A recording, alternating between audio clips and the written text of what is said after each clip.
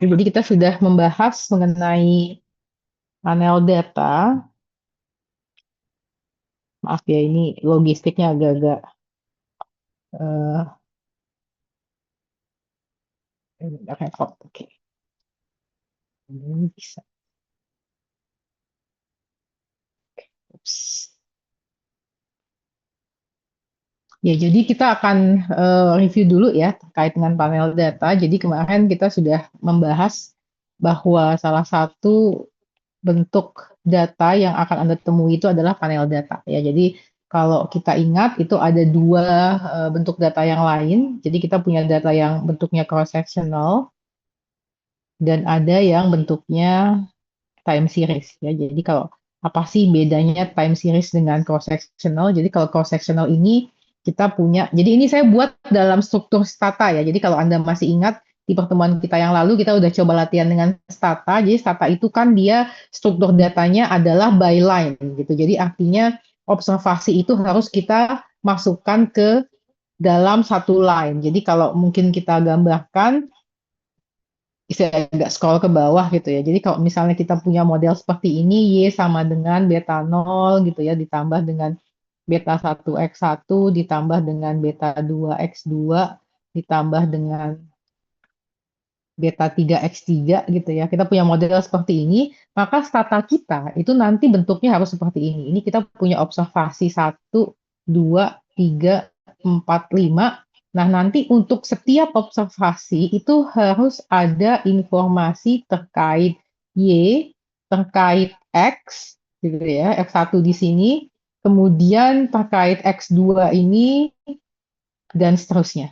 Ya, jadi artinya kalau Anda mau bikin model seperti ini, maka nanti datanya itu bentuknya akan seperti ini. Ya, jadi nanti ini misalnya variabel 1, ini variabel 2, ini variabel 3 gitu ya, ini variabel 4. Jadi bentuk datanya itu harus seperti itu. Waktu Anda ingin modelnya seperti ini, ya jadi misalnya ini aset, tandanya ini variabel aset gitu ya. Kalau misalnya ini adalah leverage X2, maka ini variabel leverage dan seterusnya. Jadi data Anda harus seperti itu waktu Anda membuat model. Jadi artinya bentuk data itu harus stacking ke bawah kalau Anda pakai stata. Ya, jadi seperti itu. Nah, kita kembali ke sini. Kalau untuk data cross sectional itu bentuknya akan seperti ini. Kita punya observasi, kemudian di sini anggaplah kita punya affirm dan kita punya year. Nah, kalau data cross sectional ini anggaplah observasi kita ada 6. Kita punya firmnya itu beda-beda. A, B, C, D, E, F misalnya.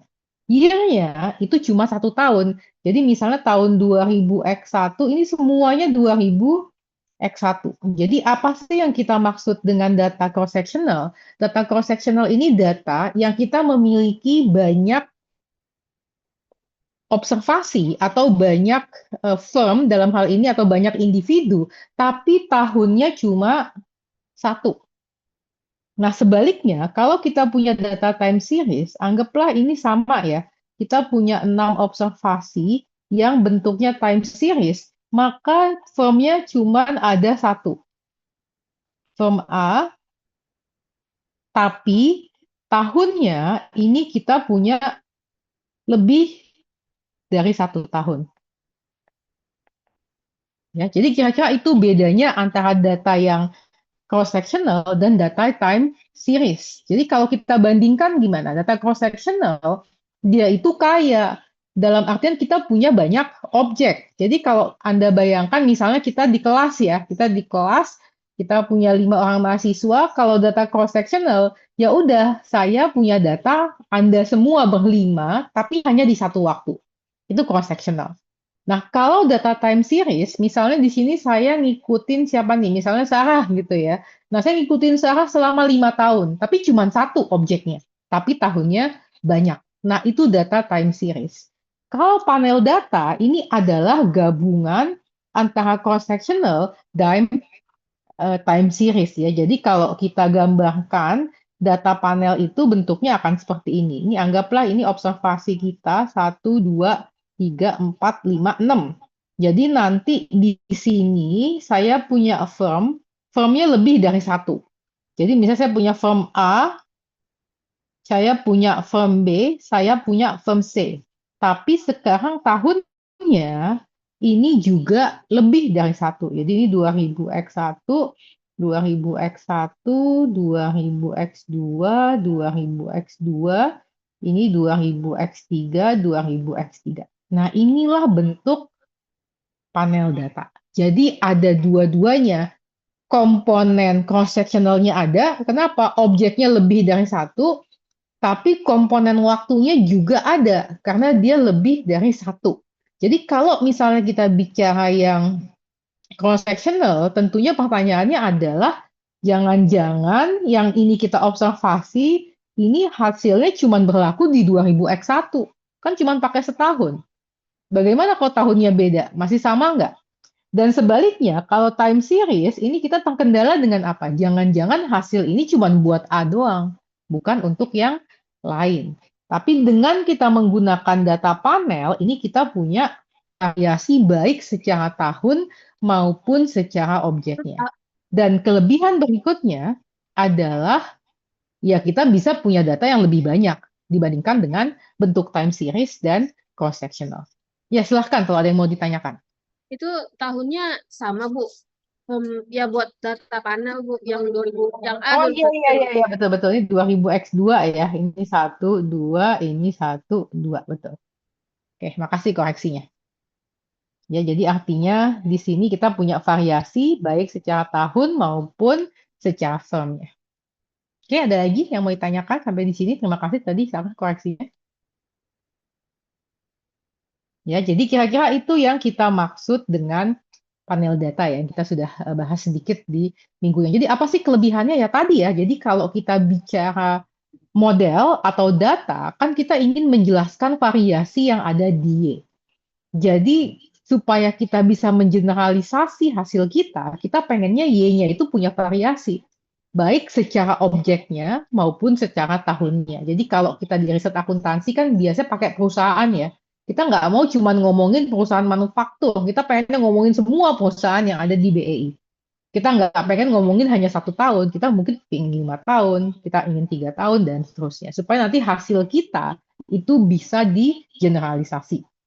Generalisasi ini maksudnya apa sih? Jadi kalau ada kondisi yang sama di masa depan, kita bisa mengatakan hubungannya akan seperti ini. Ini berdasarkan riset yang kita lakukan. Oke. Nah, sekarang saya mau kembali ke review kita terkait dengan model. Bentar, ini kok tiba-tiba, oke, tiba-tiba bolpennya menolak. Nah, ini kalau saya mau ingatkan kepada Anda, pasti akan bosen deh ngelihat model ini nih selama kita kuliah ya. Karena saya pasti akan ulang-ulang gitu model ini. Nah, satu hal yang kita pahami, ada yang mau bertanya, silahkan. Ibu, maaf mau nanya, Bu. Kalau Hmm. misalnya Sarah pengen tahu sebuah aplikasi di sebuah lembaga itu dinyatakan sesuai atau pas, itu Sarah harus pakai transaksional atau time series? Jadi bentuk datanya apa yang mau dikumpulkan? Sarah pengen tahu aplikasi sakit, Bu, di lembaga LSF. Kalau menurut Sarah kan kurang sesuai.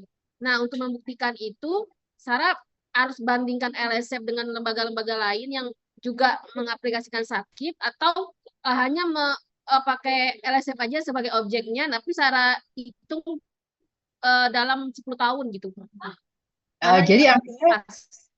nah sekarang gini, jadi biasanya kalau kita pakai time series ya, yang bentuknya itu kan seperti ini nih kalau time series.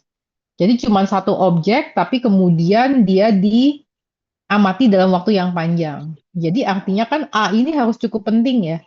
Artinya kalau kita bicara misal LSM tadi ya, ya mungkin kalau si audiensnya adalah LSM tadi, itu nggak masalah gitu. Karena memang dia mungkin cuma ingin tahu cerita tentang LSM tadi gitu. Atau misalnya ini LSM yang paling sukses gitu kan di Indonesia. Ya artinya LSF, semua audiensnya apa? LSF, Lembaga Sensor Film. Oh, LSF ya. Jadi kalau LSF, jadi misalnya tadi cukup penting gitu ya, karena LSF cuma ada satu, ya mungkin bisa pakai time series gitu. Kalau memang ada kekhususan untuk tahu terkait LSF. Tapi misalnya pengen tahu tentang aplikasinya gitu. Jadi bukan fokusnya lembaga, tapi pengen tahu si aplikasinya. Kalau cuma ngelihat di satu lembaga dan kita menilai tentang aplikasi tadi, efektivitasnya tentunya nggak cukup ya. Karena yang menggunakan kan lebih dari satu. Jadi mungkin bisa pakai cross sectional kalau memang waktu risetnya terbatas, nggak punya waktu misalnya buat 2 tahun, ya udah di tahun itu disurvei gitu ya, semua yang sebanding lah sama LSF. Tandanya kan datanya cross sectional. Tapi kalau misalnya bisa risetnya 2 tahun, tandanya kan nanti titik waktunya lebih dari satu ya. Tapi objeknya banyak. Nah itu nanti bisa pakai yang panel data gitu. Ya, bisa dipahami ya. Jadi tergantung fokusnya itu mau kemana. Kalau mau ngomongin LSF-nya, jadi memang kalau time series ini fokusnya pasti ke si objeknya. Makanya kita bahas dia tuh dalam waktu yang panjang gitu kan. Makanya di sini juga contoh-contoh time series itu kebanyakan risetnya di makroekonomi, ngomongin Indonesia selama 20 tahun gitu ya, atau ngomongin Jepang atau Cina selama sekian puluh tahun. Nah, itu kenapa ya? Karena memang fokusnya di objeknya. Makanya hanya satu objek yang diamati dalam waktu yang panjang. Oke, ada lagi yang lain yang mau bertanya terkait dengan bentuk data? Kalau belum ada, kita lanjutkan ya. Nah, ini adalah model regresi yang kita miliki ya. Ini adalah model regresi yang kita miliki. Anda lihat di sini, kalau kita pahami ya, Y ini adalah dependent variable atau variabel terikat kita ya, yang sejak awal kita sudah bahas bahwa si Y ini adalah variabel yang kita anggap menjadi outcome-nya gitu. Jadi artinya sesuatu yang nantinya akan dipengaruhi oleh si variabel-variabel independen. Nah, pada intinya adalah waktu kita membuat riset, sebetulnya kita ingin menjelaskan variasi yang ada di. Jadi kalau kita kembali kepada pemahaman kita tentang data kita, kita punya observasi gitu ya. Ini observasinya seperti ini. Ini biasanya kalau saya di kelas nih saya gambar di papan tulis gitu ya. Jadi mudah-mudahan ini efektivitasnya nggak jauh beda gitu pakai ini.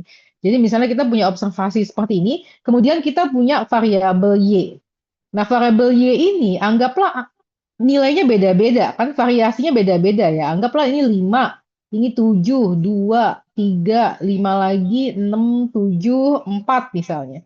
Kita lihat Y-nya kok beda-beda ya. Kita punya sekian banyak observasi. Untuk masing-masing observasi itu nilai Y-nya beda-beda. Nah, kita ingin menjelaskan kenapa Y-nya observasi 1 itu beda dengan Y-nya observasi 2, beda dengan Y-nya observasi 3, dan seterusnya. Jadi itulah yang kita lakukan di modeling. Kita ingin menjelaskan kenapa Y itu punya variasi, kenapa beda-beda. Makanya tadi waktu kembali ke pemahaman kita tentang variabel Y, tadi saya sempat sebutkan Y ini adalah variabel outcome, dia harus meaningful. Kalau nggak ada yang peduli sama Y. Makanya Y ini biasanya seperti firm value, market value of equity gitu ya, profitability. Jadi sesuatu yang ya audiensnya itu concern, kenapa sih beda-beda profitability-nya? Kenapa sih beda-beda firm value-nya? Nah, X ini adalah variabel-variabel yang akan menjelaskan variasi yang ada di Y. Kenapa beda-beda? Oh, kalau menurut saya karena ada X1. X1 ini apa? Size. Jadi size-nya beda-beda. Makanya saya melihat Y-nya beda-beda. Dan seterusnya. Jadi bagaimana kita menyimpulkan variabel apa yang masuk sebagai independent variabel, kita akan mengatakan bahwa variabel yang masuk sebagai variabel independen adalah variabel yang menurut kita itu bisa menjelaskan variasi yang ada di Y. Kenapa Y-nya beda-beda sih antara perusahaan? Oh, karena asetnya beda. Oh, karena growth-nya beda misalnya. Oh, karena industrinya beda. Nah, itulah yang kita masukkan sebagai variabel independen. Walaupun kemudian kita harus pisahkan. Ada variabel independen yang utama, yang memang kita hipotesiskan, dan ada variabel independen yang hanya ada di situ sebagai control variables. Jadi nggak perlu dihipotesiskan.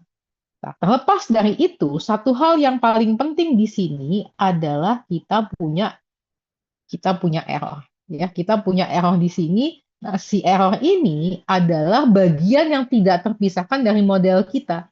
Apa yang mau kita sampaikan dengan adanya error? Kita mau sampaikan bahwa walaupun kita punya model yang bisa menjelaskan variasi yang ada di Y, tetap akan ada variasi Y yang tidak ditangkap oleh model. Kenapa? Karena kita nggak mungkin bisa mengidentifikasi semua variabel yang menjelaskan variasi yang ada di Y. Nah, variabel-variabel yang tidak berhasil kita masukkan ke dalam model itu akan ditangkap oleh error ini. Ya, jadi akan ditangkap oleh si error ini. Jadi kalau begitu tentunya semua model itu pasti punya error kan gitu ya. Karena tadi balik kepada pemahaman kita bahwa variabel yang tidak bisa kita tangkap itu akan masuk ke error. Nah, dalam kita belajar OLS, mungkin kalau Anda ingat ya, OLS itu kan dia punya syarat ya. Syaratnya itu bagaimana supaya dia bisa mencapai yang namanya blue. Ya, jadi ini saya pakai tulisan biru aja biar blue beneran gitu ya. Jadi namanya blue. Blue ini best, linear, unbiased, estimate. Jadi artinya kalau kita mau melakukan OLS, maunya mendapatkan blue. Apa itu best, linear, unbiased, estimate gitu ya. Jadi kita mau mendapatkan estimasi yang terbaik. Nah, untuk kita mencapai blue ini, kita punya beberapa asumsi terkait dengan error. Salah satunya misalnya yang mungkin Anda sudah bahas pas kemarin bahas OLS, itu adalah asumsi homoscedasticity gitu ya. Homoscedasticity ini apa sih? Bahwa errornya itu harus sama semua untuk semua, expected errornya harus sama. Jadi varians dari error itu harus sama untuk semua observasi homoscedasticity. Tapi kemudian satu hal penting lainnya adalah kita itu mengatakan bahwa expected error itu akan sama dengan nol. Ya, jadi ekspektasi kita adalah errornya nol, walaupun kita tahu errornya nggak mungkin nol. Ya, jadi kalau tadi kita katakan kan variabel yang tidak berhasil kita masukkan ke model itu akan masuk ke error. Oke, jadi nggak masuk ke model, dia akan masuk ke error. Dan kita kemudian juga mengatakan yang nggak mungkin dong kita masukin semua variabel. Jadi pasti akan ada yang masuk ke error. Tapi expected-nya itu sama dengan nol gitu kan. Apa yang dimaksud dengan expected sama dengan nol? Artinya kalaupun ada error, itu sesuatu yang kita nggak bisa predik kenapa dia ada error. Jadi sifatnya itu dia random ya. Jadi ini adalah syaratnya. Syaratnya itu errornya random. Jadi dengan demikian maka expected errornya akan sama dengan nol. Ya, jadi kalaupun emang ada, jadi kita udah coba masukin semuanya ke dalam model, yang tersisa ini adalah sesuatu yang sifatnya itu biasa kita sebut dengan unsystematic. Ya, jadi ya kita nggak bisa predik. Kalau saya tahu kenapa ada error ini, udah saya masukin ke model. Tapi ini sifatnya errornya random. Jadi dia unsystematic, tidak punya satu pola ya, yang bisa kita kendalikan. Oke. Nah, dari sini kemudian kita melihat waktu kita bicara panel data, ini ternyata akan ada sedikit perbedaan. Ya, jadi waktu kita bicara panel data, kita akan menghadapi adanya masalah. Kenapa ada masalah? Si error tadi itu mungkin aja tidak lagi random. Ya, jadi maksudnya bagaimana? Tadi kita tahu bahwa di panel data kita punya data yang memiliki dua dimensi ya. Jadi ada dimensi firm dan ada dimensi time. Jadi ada firm dan ada dimensi time. Ya, jadi kita punya dua dimensi tadi. Jadi tentunya waktu kita bicara error di sini akan ada error yang dibawa oleh firmnya. Jadi anggaplah di sini observasi kita, ini saya ubah sedikit ya gambarnya. Ups, ini bukan penghapus loh. Jadi anggaplah si observasi kita ini sekarang bentuknya itu adalah panel data, ya. Jadi ini ke panel data, jadinya di sini kita punya observasi 1, 2, 3, 4, 5, 6, 7, 8. Ini bentuknya adalah panel data, jadi ada firm dan ada year. Ini anggaplah firmnya firm A, kemudian saya punya firm B, dan ada firm C, ya, di sini. Kemudian anggaplah tahunnya 2000X1, 2000X2, 2000X3, 2000X1, 2000X2, 2000X3, 2000X1, 2000X2, 2000X3, X. Ya, jadi ini X. Kenapa dia hilang whiteboardnya?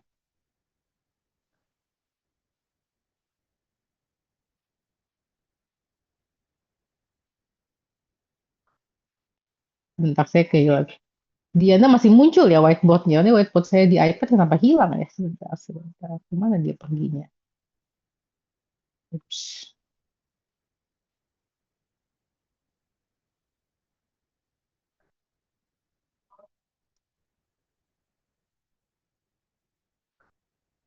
Ups, ups, ups.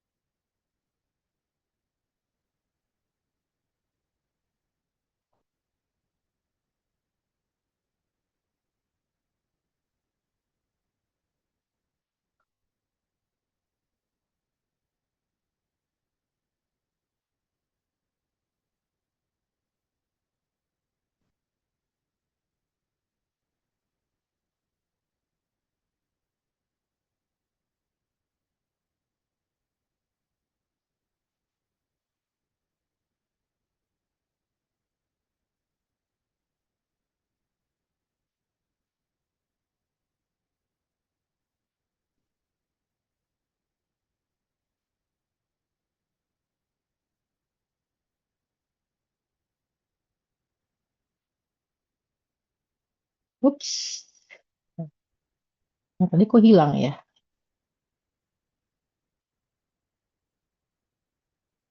Si variabel ini ya. Jadi artinya kalau nanti Anda mau ubah, Anda bisa eh, kasih nama ya. Ini self esteem misalnya.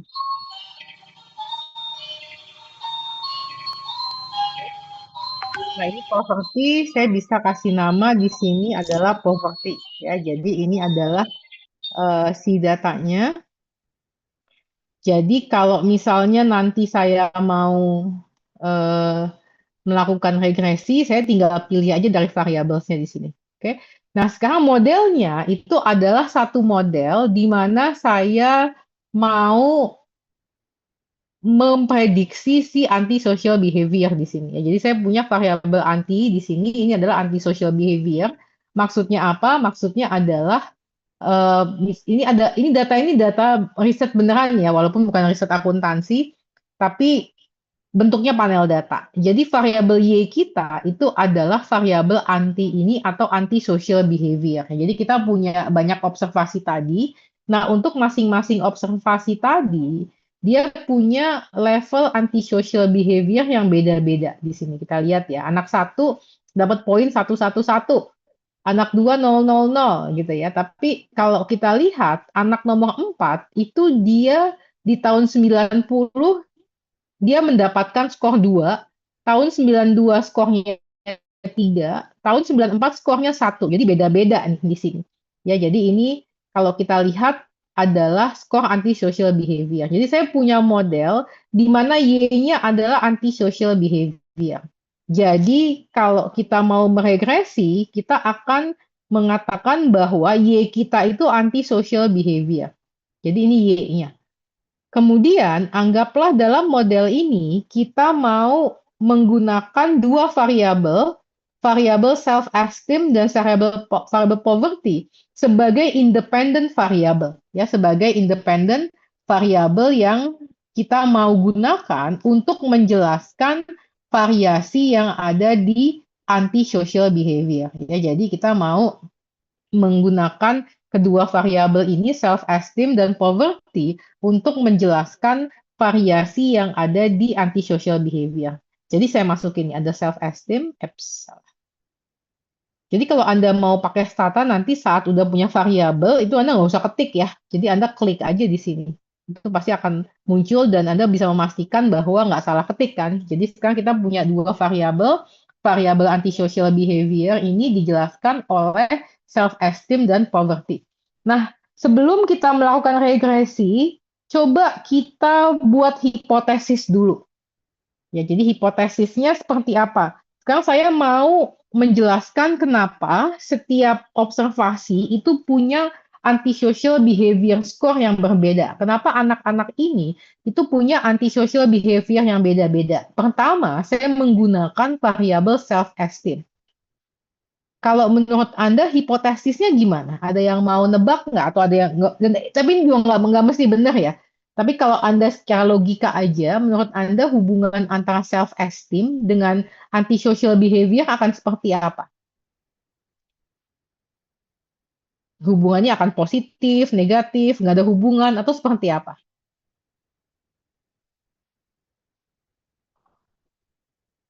Ada yang mau mencoba untuk memberikan hipotesis nggak? Kalau hubungan positif itu kan maksudnya semakin tinggi self-esteem, antisocial behavior-nya juga makin tinggi. Nah, itu positif hubungannya. Kalau hubungan negatif, semakin tinggi self-esteem, semakin rendah antisocial behavior-nya. Nah, kira-kira kalau menurut Anda hipotesisnya gimana nih untuk yang variabel pertama yang self-esteem? Yang kedua tadi, Bu, semakin tinggi self-esteem-nya, berarti antisocial behavior-nya semakin rendah. Oke, jadi hipotesisnya kalau menurut Elvira, Berarti itu ya. self-esteem makin tinggi, ya betul. Jadi negatif ya hipotesisnya. Kalau poverty gimana? Ada yang mau membuat hipotesis nggak? Semakin tinggi poverty, semakin tinggi antisocial behavior, atau misal negatif, semakin tinggi poverty, semakin rendah antisocial behavior. Yang mana yang Anda mau hipotesis? Ini nggak harus benar ya. Ini kan kita bikin hipotesis dulu sebelum kita ngerasain regresi ya. Kan artinya waktu kita ngerasain regresi itu kita udah punya semacam harapan nanti tandanya bakal gimana gitu. Positif sepertinya, Bu. Kayaknya positif gitu ya. Kalau kata Mbak Yulia, jadi Iya, semakin tinggi poverty kayaknya makin tinggi poverty-nya antisosial. makin antisosial dia. Oke, jadi yang self-esteem hipotesis kita bakal negatif, yang poverty akan positif ya. Jadi kita mau pakai OLS nih regresi, tandanya kan komen statanya seperti ini ya. Kita directin Y-nya sama X-nya. X-nya kebalik-balik nggak masalah, tapi Y-nya jangan kebalik karena variabel yang pertama setelah reg itu adalah Y. Yang belakangnya sih terserah aja ya mau diletakkan seperti apa, tapi yang pertama itu selalu menjadi Y. Oke, kita enter ya. Ini adalah hasilnya. Ya, kita lihat sekarang dari sisi model fine, yaitu top F-nya signifikan, R squared-nya rendah 4%, tapi ya nggak apa-apa. Kita lihat sekarang si variable of interest yang tadi kita hipotesiskan. Ya, semuanya signifikan secara statistik. Ya, 0,000 semua yang hipotesiskan. Jadi kalau gitu hipotesis kita bisa terbukti bahwa memang ini kalau kita menggunakan teknik OLS. Ya, jadi kita menggunakan teknik OLS. Maksudnya apa? Ya kita benar-benar ignoring bahwa ada anak-anak yang beda di dalam model kita. Jadi kita menganggap tiap observasi, ya jadi kalau kita lihat setiap observasi tiap baris ini beda. Tapi kan kita tadi bilang nanti dulu, kan ini anaknya sama. Nggak mungkin kita menganggap bahwa 1, 2, 3 ini nggak ada hubungan. Karena dia adalah anak yang sama, maka kita perlu kendalikan bahwa ada beda antar anak di dalam model kita. Tadi kita sudah bahas Teknik yang pertama kita akan gunakan adalah teknik LSDV atau Least Square Dummy Variable Model. Nah, sekarang kalau kita lihat ada berapa anak nih di sini ya. Coba kita lihat ID-nya. Kalau kita lihat ada 581 anak. Jadi kita bikin berapa dummy? Dengan rumus tadi, kita bikin 580 kan? Kan N-1. Ya, Jadi kita perlu bikin 580 dummy. Wah, itu kalau bikinnya manual pegal banget ya. Jadi kita bisa menggunakan komen di Stata kalau Anda mau meng-create dummy untuk variabel yang memang sudah kategorik ya, dia akan menganggap bahwa kalau ID-nya itu sama, dia masuk ke kategori yang sama. Kalau ID-nya beda, dia akan masuk kategori yang beda. Nah, ini kita bisa membuat dengan komen i titik, kemudian setelah titik kita taruh variabel kategori yang ingin kita damikan. Nah, ini adalah otomatis kita membuat dummy variabel. Jadi kita buatin dummy yang menggambarkan beda antar perusahaan. Ya, jadi ini adalah komennya, jadi saya buatin dummy. Nah, coba kita enter ya. Ups, kok nggak mau di-enter? Ya, jadi setelah saya enter, apa yang muncul di sini? Yang muncul di sini adalah kalau kita lihat, pertama-tama di sini kita punya ID yang muncul semua nih. Jadi ada berapa ID-nya? Ada 580. Yang nomor 1 hilang. Kenapa? Karena Stata selalu mengambil yang paling atas itu sebagai base. Kalau tadi kan kita bikin form 1, form 2, form 3, base-nya form 3 ya, yang dapat 0 semua gitu. Nah, kalau di Stata, secara otomatis yang akan menjadi base atau yang mendapatkan 00000 itu adalah yang ID 1. Ya, dan ID 2, 3, 4, dan seterusnya itu akan muncul di sini sampai 581. Oke, bisa dipahami? Ini yang kita maksud dengan least square dummy variable model. Nah, kalau misalnya kita mau melihat dummy variabelnya, apa yang kita maksud dengan dummy variable ini? Yang kita lihat di sini adalah ada koefisiennya juga ya. Sama seperti dummy variable yang mungkin sudah Anda pelajari sebelum UTS, ini bacanya gimana? Tadi base-nya adalah anak yang nomor 1 ya. Jadi base kita adalah anak yang pertama atau ID-nya sama dengan 1. Jadi kalau kita baca di sini adalah anak yang kedua anti-social behavior-nya, karena kan kalau kita bicara intercept, kita membicarakan beda antar Y-nya atau beda dependent variable. Jadi anak yang kedua anti-social behavior-nya itu lebih rendah sebesar 0,8951 dibandingkan anak pertama. Signifikan nggak bedanya? Nggak signifikan bedanya. Oke. Gimana dengan anak yang ketiga? Anak yang ketiga, anti-social behavior-nya itu lebih tinggi 4,1220 dibandingkan anak pertama. Ingat bahwa base-nya itu selalu yang hilang. Jadi kan di sini yang hilang anak nomor 1 ya. Jadi dia itu base. Yang 0000 tadi itu base-nya. Jadi anak yang nomor 3, anti-social behavior-nya itu lebih tinggi 4,122064 dibandingin anak yang pertama dan signifikan secara statistik. Dan seterusnya. Jadi kita tahu nih beda antar anak. Apa yang kita pahami di sini, antar anak ini beda-beda. Ada yang bedanya cukup besar sehingga signifikan secara statistik, ada yang bedanya nggak terlalu besar, tapi tiap anak beda. Kita sudah tangkap di dalam model kita bahwa tiap anak beda. Tapi kalau ditanya, kenapa sih anak 2 sama anak 3 beda, atau kenapa sih anak 1 sama anak 3 beda, kita nggak tahu jawabannya. Kenapa? Karena tadi, balik lagi, kita hanya menangkap bedanya. Tidak menangkap bedanya kenapa. Ya, jadi itulah kelemahannya pakai dummy. Kalau saya pakai variabel, saya tahu variabel apa yang bikin beda. Tapi kalau saya pakai dummy, yang saya tangkap hanya bahwa tiap anak beda. Tapi bedanya kenapa, itu nggak bisa dijelaskan oleh dummy variabel yang kita miliki di model. Oke, bisa dipahami sampai di sini? Nah, selanjutnya, coba kita lihat variabel of interest kita di sini. Beda nggak hasilnya? Kalau kita bandingin ya sama yang tadi, ini kebetulan dua-duanya nongol di sini. Kita lihat apa? Self esteem masih negatif, tapi koefisiennya udah beda, jadi lebih kecil, tetap signifikan secara statistik. Yang poverty yang tadinya signifikan, sekarang tidak lagi menjadi signifikan. Nah, ini jadi beda nih hasilnya. Yang atas adalah OLS, yang bawah adalah panel data analisis. Bedanya apa? Bedanya di OLS tidak mengendalikan perbedaan antar individu, di panel data analisis kita kendalikan beda antar individu. Jadi hasilnya beda. Dengan demikian, yang kita bisa simpulkan adalah bahwa poverty sebetulnya di sini menangkap beda antar individu. Jadi kenapa dia signifikan? Karena kita nggak kendaliin bahwa tiap individu itu beda. Mungkin sebetulnya beda antar individu ini termasuk masa lalunya si anak ini kan gitu.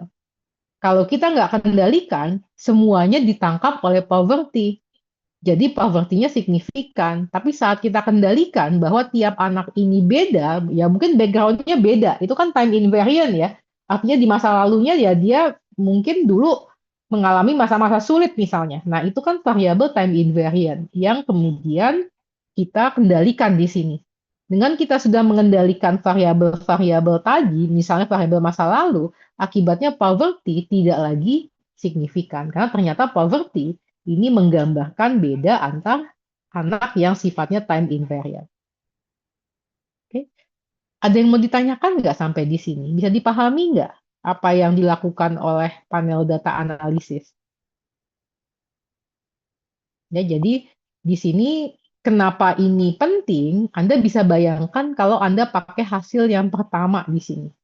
Anda anggaplah dari satu lembaga yang ingin mengatasi masalah antisocial behavior. Anda lakukan analisis model, kayak tadi ya, kumpulin anak dengan segala informasinya.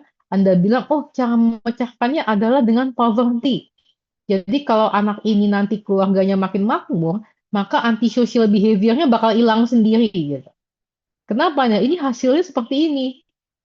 Padahal begitu kita kendalikan beda antar individu, apa yang kita dapatkan? Kalaupun kita tingkatkan level kesejahteraan, itu tidak otomatis bisa ada hubungan dengan antisocial behavior. Kita lihat nggak signifikan di sini. Karena mungkin poverty di sini menangkap hal-hal yang terjadi di masa lalu yang tidak bisa langsung diselesaikan dengan adanya intervensi.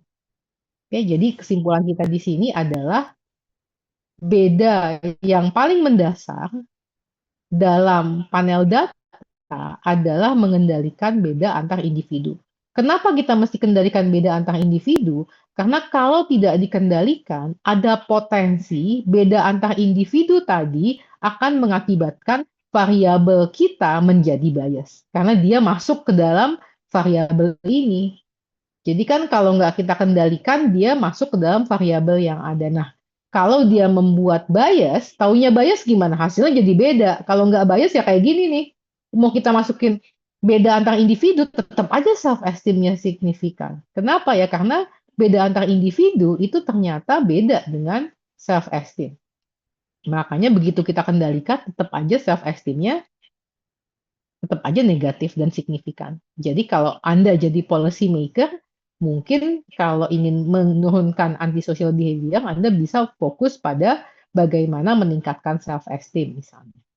Oke, sampai di sini ada yang mau ditanyakan nggak terkait dengan LSDV atau least square dummy variable model? Bu, maaf, yang atas kan R square-nya berapa tuh, Bu? 0,0444. Di bawah kan dia jadi 0,7310. Nah, ini saya lupa, Bu, yang ini R square ini. Ya, jadi R squared ini kan sebenarnya dia adalah goodness of fit gitu. Jadi artinya seberapa data kita bisa menjelaskan variasi yang ada di Y. Nah, sebetulnya dalam konteks ini ada satu alasan kenapa ini tinggi banget. Jadi kan makin dia tinggi, artinya model kita semakin bisa menjelaskan variasi yang ada di data. Nah, satu hal terkait R-squared, dan ini juga mungkin perlu Anda ingat ya, kenapa banyak yang mengatakan jangan terpaku pada R-squared.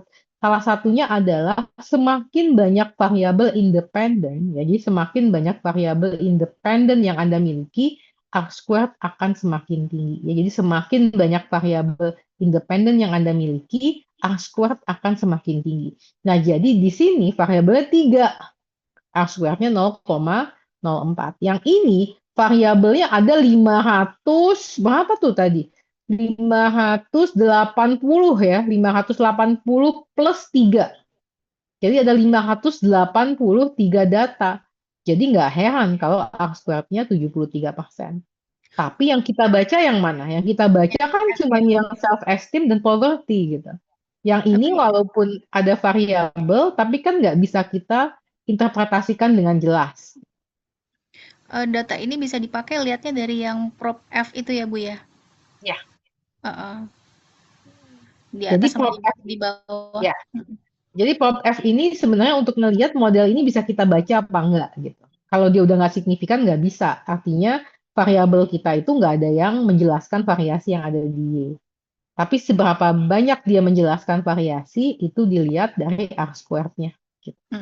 Berarti memang yang kita lihat pertama kali data ini bisa dipakai atau tidak itu dari prop F dulu ya, Bu ya. Kalau perihal R-square ini nggak masalah ya, misalkan dia di atas tadi sedikit lebih kecil terus tiba-tiba dia jadi lebih banyak karena kan variabelnya bertambah nggak masalah berarti ya, Bu ya. Sama-sama, betul. Tapi Betul, yang itu penting prop observasi. F-nya ini dia sama-sama signifikan baik yang di atas maupun yang di bawah.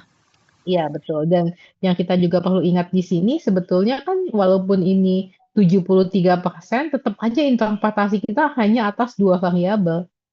Kenapa? Karena yang lainnya kan dummy. Kalau dummy kita cuma bisa bilang ya beda, bedanya kenapa nggak tahu gitu. Ya jadi itulah dummy variabel ya seperti itu. Untuk yang ini ya, untuk yang firms. Artinya ini sebenarnya ceritanya tuh dia kayak masa lalu buruknya masa lalu dia tuh kayak tidak bisa membuat tidak merubah ya buat tetap signifikan ya pengaruh poverty-nya tadi ya. Poverty nggak signifikan. Yang ini nih kita lihat. Ah, Poverty nggak signifikan. Yang signifikan self-esteem. maksudnya ketika dia berubah waktunya ternyata dia nggak signifikan ya. Jadi artinya kenapa yang ini signifikan, dulu mungkin di dalam variabel poverty itu ada variabel-variabel lain yang ketangkep di poverty. Yang sebetulnya berhubungan dengan antisocial behavior yang itu bukan poverty-nya, tapi mungkin hal-hal lain yang berhubungan dengan poverty. Jadi begitu kita kendalikan hal-hal lain yang sifatnya time invariant, poverty-nya tidak lagi menjadi signifikan. Ya, siap, Bu. Oke, ada lagi yang mau bertanya sampai di sini? Ini yang least square dummy variable model ya. Jadi kita pakai least square dummy variable model. Dengan cara apa? Kita tambahin dummy variable. Nah, sekarang apa masalahnya dengan least square dummy variable model? Masalahnya adalah kita bikin variabel dummy sebanyak ini. Ya, jadi ini tentunya secara ekonometrika itu akan membawa masalah. Kenapa membawa masalah? Karena memang variabel yang banyak ini akan memakan degree of freedom. Jadi kalau Anda lihat di sini ya, ada beberapa hal yang kita bisa amati ya kalau dilihat di sini. Ini degree of freedom-nya ini 1740 degree of freedom-nya. Yang ini 1160. Jadi kalau Anda lihat F-nya yang tadinya 40 itu menjadi 5. Nah, 5 ini itu kan semakin mendekati batas kritis ya. Jadi batas kritisnya itu 3, sekian lah. Jadi kalau dia di bawah 3, sekian, prop F-nya ini nggak signifikan lagi. Jadi Anda bisa lihat waktu kita pakai banyak sekali variabel yang di penalize yang mana? F-nya di penalize.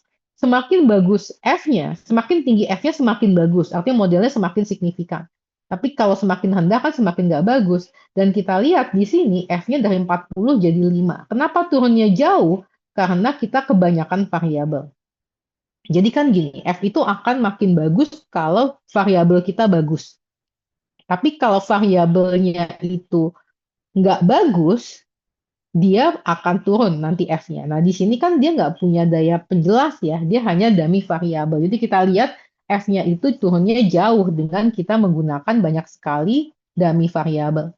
Ya, jadi masalahnya apa? Kalau saya bikin dummy variabel, ya masalahnya nanti jangan-jangan F-nya jadi nggak signifikan, karena kebanyakan variabel ini 580. Gimana kalau sampel kita ada 3.000 gitu ya? Mungkin kita harus bikin 2.999 dummy variabel. Wah, itu bisa modelnya nggak signifikan. Jadi kita butuh alternatif lain selain si least square dummy variable model. Oke, sampai di sini ada yang mau ditanyakan nggak? Ya, silakan.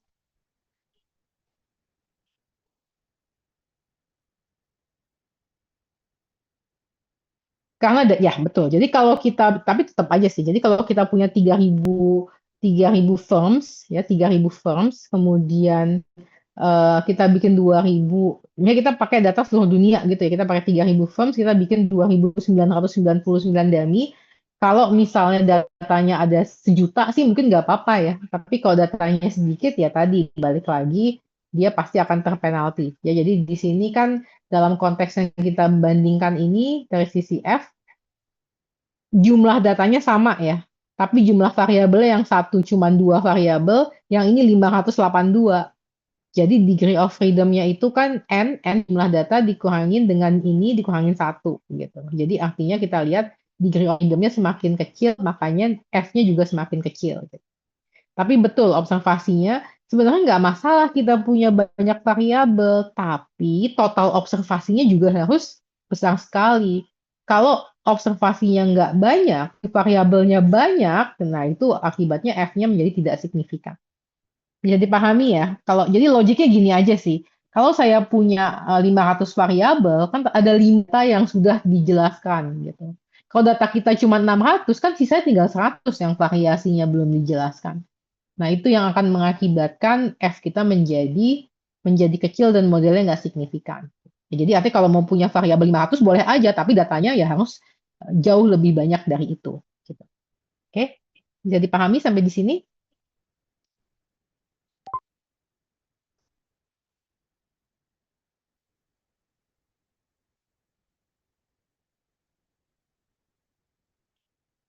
Ya memang Winsorise itu ngurangin data sih. Jadi kalau saya pribadi sih coba Anda lihat dulu sebelum Winsorise sih. Karena biasanya gini, orang itu Winsorise karena datanya banyak. Karena datanya banyak, nggak mungkin dilihatin satu-satu.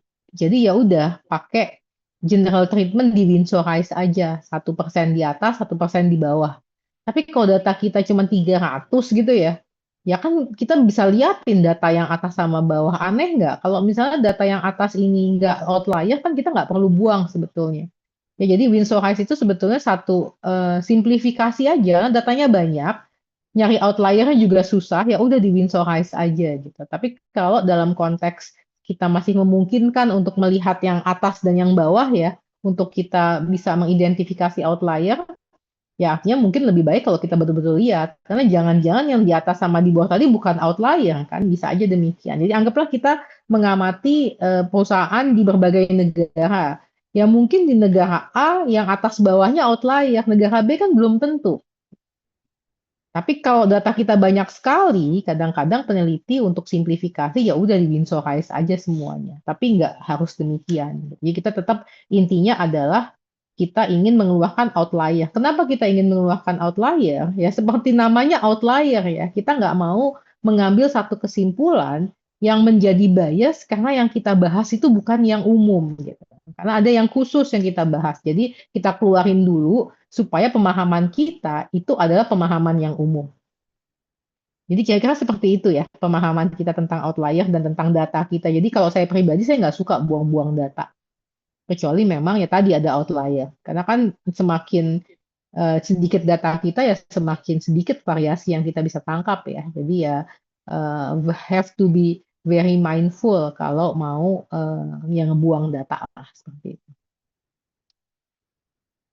Oke, ada lagi yang mau bertanya sampai di sini?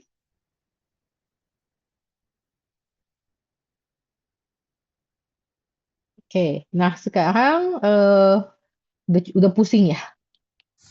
Lumayan, Bu. Ya, tapi bisa dipahami statanya ya. Tadi kan udah Pelan-pelan. direkam ya, Udah, Sarah ya. udah direkam. Ya, jadi nanti kalau steps-nya ada yang lupa, nanti varian. Dengan demikian, maka child gender ini itu secara otomatis sudah diserap oleh fixed effect-nya di sini. Jadi semua yang time invariant itu sudah masuk ke dalam fixed effect. Jadi kalau kita coba estimate nggak akan muncul. Kenapa nggak muncul? Ya karena dia sudah dikendalikan oleh beda antar individu. Anak satu sama anak dua bedanya apa? Satu laki, satu perempuan. Ya udah masuk di dummy variable.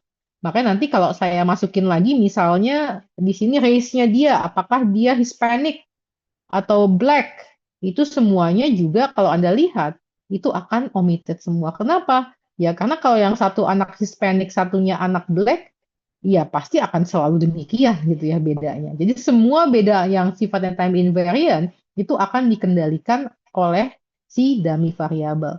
Jadi kita nggak perlu lagi mengendalikan variabel-variabel yang time invariant saat kita menggunakan LSDV.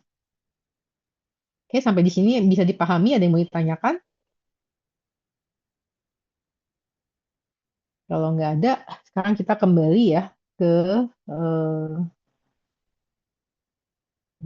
tadi mana dia? Ups, ups, ups, ups, ups. Hmm.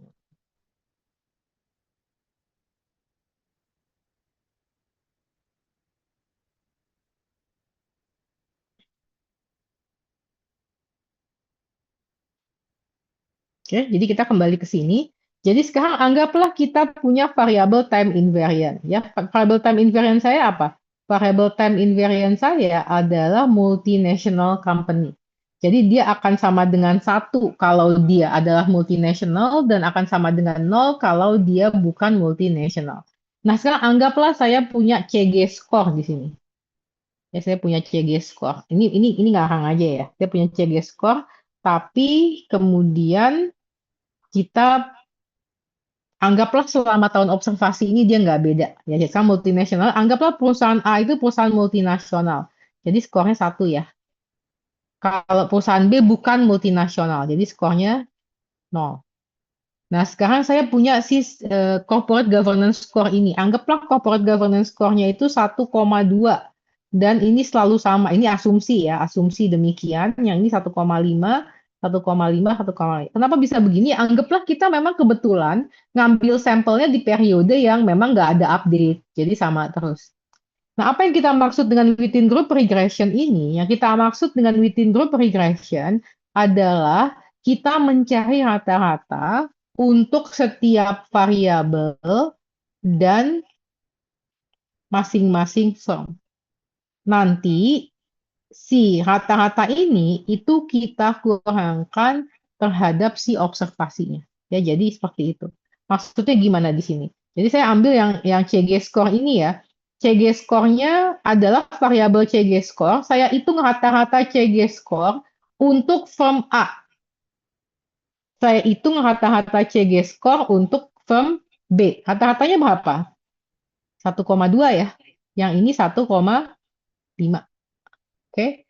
Nah, saya bikin variabel CG score baru dengan cara gimana? Dengan cara si rata-rata ini itu saya kurangkan terhadap masing-masing observasinya. Jadi 1,2 dikurangi 1,2 berapa? 0. Yang ini 0. Ini juga 0. Ini juga kita kurangkan 1,5 terhadap masing-masing, jadi 0, 0, 0. Oke. Yang ini gimana? Ini juga gitu ya. Rata-ratanya berapa sih? Rata-ratanya 1 ya. Yang ini rata-ratanya Hmm. 0. Jadi waktu saya kurangkan, ini 1 kurangin 1 jadi 0, 0, 0, 0, 0, 0. Akibatnya apa? Akibatnya dua variabel ini, ya jadi kalau kita lihat, dua variabel ini itu akan otomatis hilang. Jadi dengan kita pakai within group regression, kita bisa secara otomatis menghilangkan variabel-variabel time invariant. Jadi sama kayak LSDV tadi. LSDV file time invariant kita kendalikan dengan nambahin dummy. Tapi kalau kita pakai within group regression, variabel-variabel yang sifatnya time invariant ini kita hilangkan dengan cara kita hitung rata-ratanya, kita kurangin rata-ratanya terhadap si observasinya. Itu secara mekanismenya. Oke, nah sekarang mungkin terakhir ya untuk kita hari ini, gitu. Coba kita lihat statanya. Nanti kita akan jadi supaya Anda kebayang ya seperti apa nanti mekanismenya. Coba kita lihat statanya. Oke, kita balik ke stata ya di sini. Nah, untuk ini saya sekarang pengen sebentar ini kok. Jadi saya ingin Anda melihat si do file yang ada di ini penuhan. Do file yang ada di emas ya, ini do filenya. Nah, ini namanya panel example 2. Sekarang saya mau melakukan hal yang tadi ya. Jadi kan regresi kita apa sih? Regresi kita yang ini tadi ya, bahwa saya punya antisocial behavior yang dijelaskan oleh self esteem dan oleh poverty. Ya. Jadi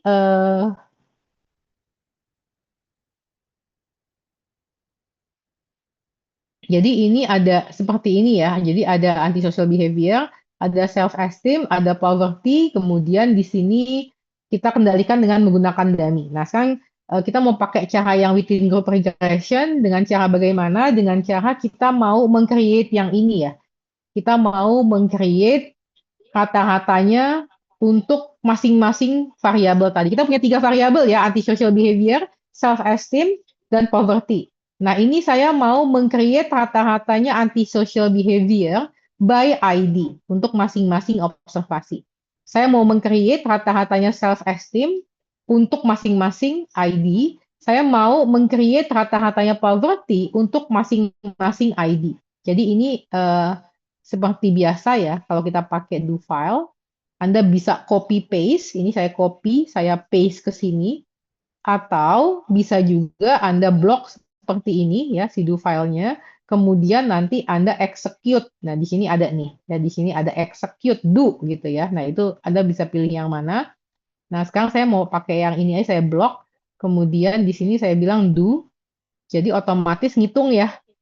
Kalau kita buka datanya, ini kita buka datanya, Anda bisa lihat nih, ada anti-X ini, maksudnya kata-katanya anti-social behavior, kata-katanya self-esteem, kata-katanya poverty. Ya, jadi ini ada kata-katanya di sini yang kita dapatkan, nanti masing-masing kata-kata itu kita kurangkan. Ini tadi pakai yang kita bahas ya, kita bahas tadi, jadi kita hitung difference-nya. Apa itu difference-nya? Si observasinya kita kurangin rata-ratanya, seperti yang kita lakukan tadi. Nah, yang kita lakukan di sini ya untuk si data kita. Jadi kita bikin variabel baru yang namanya anti-diff. Ini adalah selisih skor antisocial behavior untuk observasi tersebut dikurangi dengan rata-ratanya dia. Sama juga dengan yang self-esteem, sama juga dengan yang poverty. Jadi saya sekarang punya variabel baru yaitu variabel yang menggambarkan beda antara si skor observasinya dengan nilai rata-ratanya. Nah, sekarang saya regresi lagi. Tapi yang saya regresi itu bukan yang variabel aslinya, tapi variabel difference-nya. Oke, jadi self-esteem dan positive. Nah, saya enter, coba kita lihat hasilnya. Hasilnya itu beda ya dengan kalau tadi misalnya di sini saya pakai yang awal ya. Yang awal kan ini ya.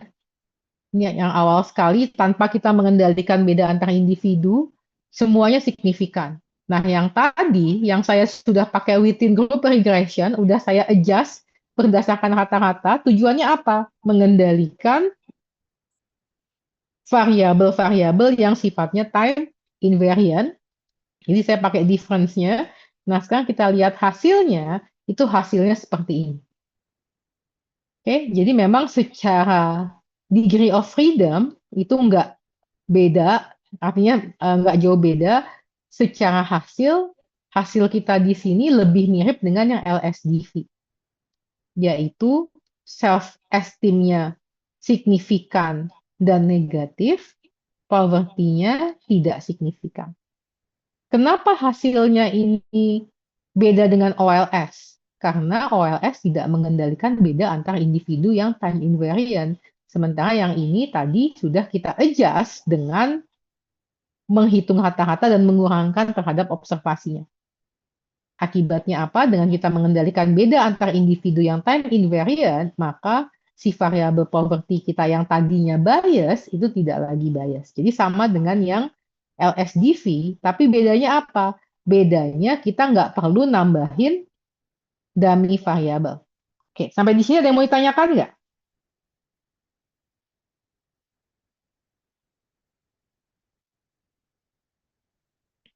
Kalau nggak ada yang mau ditanyakan, nah itu yang kita sebut dengan within group regression. Pasti Anda mikirnya, aduh ruwet banget Bu, pakai ngitung kata-kata dulu dikurangin gitu ya. Nah itu sebetulnya adalah mekanismenya saja. Di Stata itu ada komen yang spesifik panel data yang kita sebut dengan XT-REC. Gitu. Jadi kalau Anda nanti belajar ya, Anda baca, ada komen yang pakai REC, ada komen yang pakai XT-REC gitu. Bedanya apa? REC itu kita pakai buat OLS, XT-REC kita pakai untuk panel data.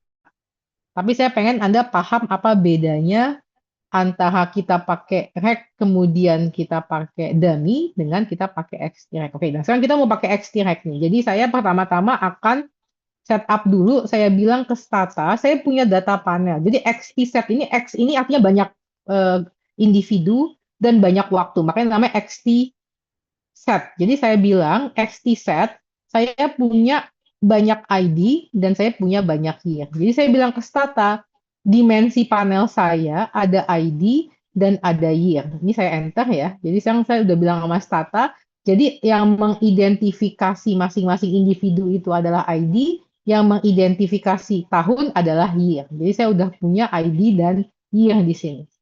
Nah, selanjutnya apa? Selanjutnya saya nanti tinggal pakai XT-REC. XT-REC-nya gimana? Saya pakai si model saya yang awal tadi ya, antisocial behavior, self-esteem, dan poverty. Tapi sekarang di sini saya pakai XT-REC karena panel data dan saya katakan saya maunya fixed effect. Jadi beda antar individu itu dikendalikan. Nah, sekarang saya enter. Bagaimana hasilnya? Hasilnya Anda bisa lihat ya di sini, ini sama dengan LSDV kita tadi. Tapi dia bukan menambahkan dummy, melainkan menggunakan within group regression. Ya, dan hasilnya tadi sama dengan LSDV. Nah, ini adalah alternatif kita terhadap LSDV. Jadi kita nggak perlu bikin dummy, kita bisa menggunakan si within group regression. Ya, silahkan Sarah. Bu, Ada yang mau ditanyakan? iya, Bu, waktu kita mendownload data di Capital IQ itu kan kita masukin semua kira-kira variabel-variabel yang mempengaruhi gitu. Nah, untuk mentes invariance variabelnya dummy kita itu kita masukin aja semua kira-kira yang mempengaruhi gitu ya Bu ya? Atau udah kita batasin waktu mendownload data itu? Itu bisa dua-duanya sih. Jadi artinya kalau misalnya Sarah dan yang lain misalnya mau berpikir kan ngedownload data lama, ya udah saya downloadnya dulu semua gitu ya, itu nggak masalah. Tapi nanti kan saat bikin model kan harus di-define secara spesifik variabelnya mau yang mana aja dan dipertanggungjawabkan, dijelasin gitu. Saya pakai 5 variabel kan bukan saya pakai 5 variabel udah, tapi saya pakai 5 variabel karena A, B, C, D itu harus kita jelasin. Nah, penjelasannya itu kita ambil dari literatur yang ada gitu. Kenapa variabel-variabel tadi itu kemudian berhubungan dengan variabel Y kita. Bisa dipahami?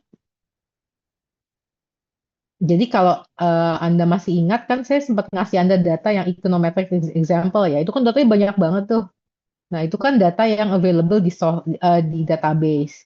Tapi belum tentu kita bakal pakai semuanya kan. Bisa jadi kita hanya pakai beberapa data aja. Nah, kalau misalnya mau yang saya define dulu baru saya download juga boleh-boleh aja. Jadi itu tergantung masing-masing aja sih. Anda pengen pakai strategi bagaimana dalam mendownload data.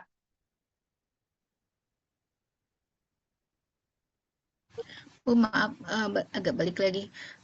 Regresi within group ini tuh dia digunakan untuk kondisi gimana ya Bu ya? Maaf. Jadi pada dasarnya ini kita kembali pada pemahaman kita bahwa kita itu punya data yang strukturnya panel ya. Jadi mungkin kalau misalnya kita mau gambarkan gitu ya.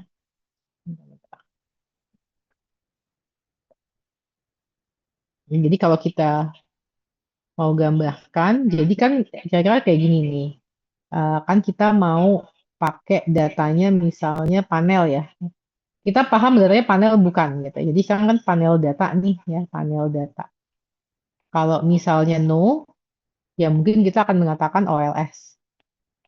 Tapi kalau kita katakan panel data ini yes, tandanya kan di sini kita memahami ada beda antar individu yang harus kita kendalikan. Nah, jadi kalau ada beda antar individu ini, maka kita harus menggunakan panel data analisis untuk bisa mengendalikan beda antar individu tadi. Nah, panel data analisis ini sebetulnya yang kita bisa pilih itu adalah fixed effect dan random effect. Yang random effect belum, ini next pertemuan ya. Kalau kita pakai fixed effect, itu kita mengatakan beda antar individu tadi mau kita kendalikan secara fixed effect. Jadi akan kita kendalikan si yang time invariant. Ini pilihannya kita bisa pakai LSDV dengan cara apa? Tambahin dummy atau kita pakai si within group regression. Ini adalah pilihan kita. Kalau kita Optional pakai berarti ya, Bu. dummy, ya, kalau kita pakai dummy, masalah terbesarnya adalah dummy-nya. Itu bisa kebanyakan dummy variabel yang jumlahnya sangat sangat banyak. Yang tadi ya, bisa bikin 500. Kadang-kadang modelnya nggak jalan, F-nya nggak signifikan. Jadi alternatifnya adalah pakai within group regression.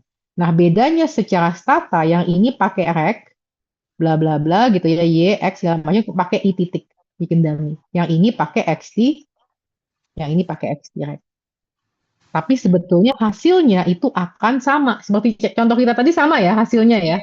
Karena yang LSDV-nya jalan. Kadang-kadang LSDV-nya nggak jalan karena variabelnya kebanyakan. Ini modelnya memang model bersih ya. Namanya juga contoh buat latihan di kelas, jadi ya memang datanya bersih. Nah, kadang-kadang waktu pakai data sendiri itu mungkin nggak segampang itu. Jadi alternatifnya pakai si within group regression. Hasilnya akan sama, tapi memang nggak perlu bikin dummy. Ya, Bu. Sampai di sini ada yang mau ditanyakan, kayak udah benar-benar pusing ya. Ya, jadi nanti bisa di review kembali. Jadi ini pemahaman fixed effect-nya dulu ya. Di pertemuan kita berikutnya kita akan masuk ke random effect. Jadi ini agak mirip dengan yang kita sudah pernah bahas tadi waktu kita membahas menggunakan si LSDV.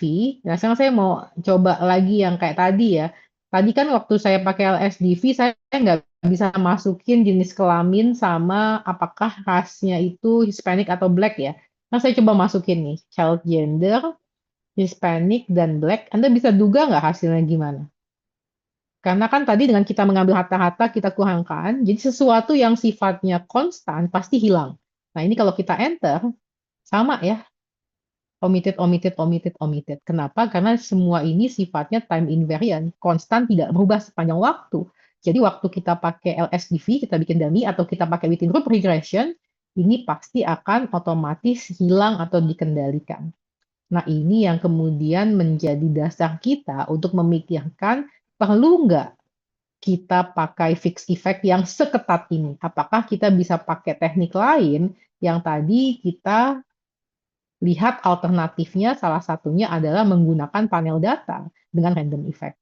Oke, jadi ini adalah panel data yang pertama yang pakai fixed effect. Ada alternatif kedua pakai random effect. Tapi memang yang populer itu adalah yang fixed effect. Karena kan kita nggak bisa mengignore bahwa memang ada beda antar individu yang perlu kita kendalikan.